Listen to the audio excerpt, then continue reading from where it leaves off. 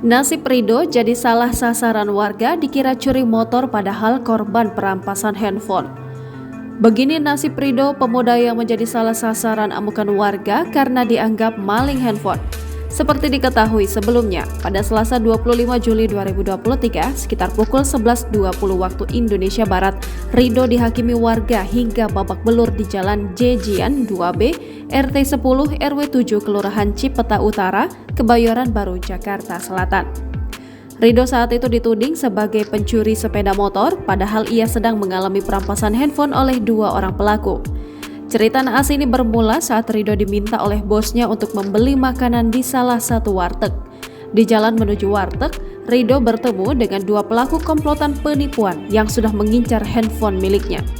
Anggota Bayangkara Pembina Keamanan dan Ketertiban Masyarakat Cipete Utara, Aibda Deni Anggoro mengatakan, pertemuan antara korban dan dua pelaku itu terekam CCTV sekaligus menjadi bukti bahwa Rido tidak bersalah. Dijelaskan oleh Ketua RW 7 Kelurahan Cipete Utara, Eko Raharjo, warga salah kaprah.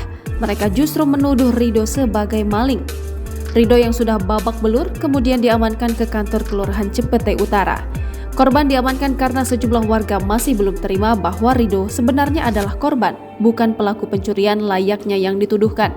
Babin Kamtipmas Kelurahan Cipete Utara yang tiba di lokasi akhirnya mengamankan korban dari amukan warga. Rido kemudian diberikan pertolongan pertama oleh anggota Babin Kamtipmas untuk kemudian kembali diantar ke tempat kerjanya. Sebagai Ketua RW, Eko Raharjo bakal memanggil sejumlah warga yang terbukti menuduh dan menganiaya Rido. Rido menderita luka di pelipis sebelah kanan dan memar di area tulang belikat. Pihak pengurus RW 7 Kelurahan Cipete Utara telah menentukan langkah lanjutan atas kasus ini. Salah satunya menggelar pertemuan antara korban, polisi, dan sejumlah pihak terkait. Meski diselesaikan secara kekeluargaan, Rido tetap meminta pertanggungjawaban kepada warga yang menganiayanya. Minimal, kata Rido kepada Eko, ada itikat baik untuk membantu pengobatan dan uang makan sehari-hari. Dia harus berhenti bekerja untuk sementara waktu.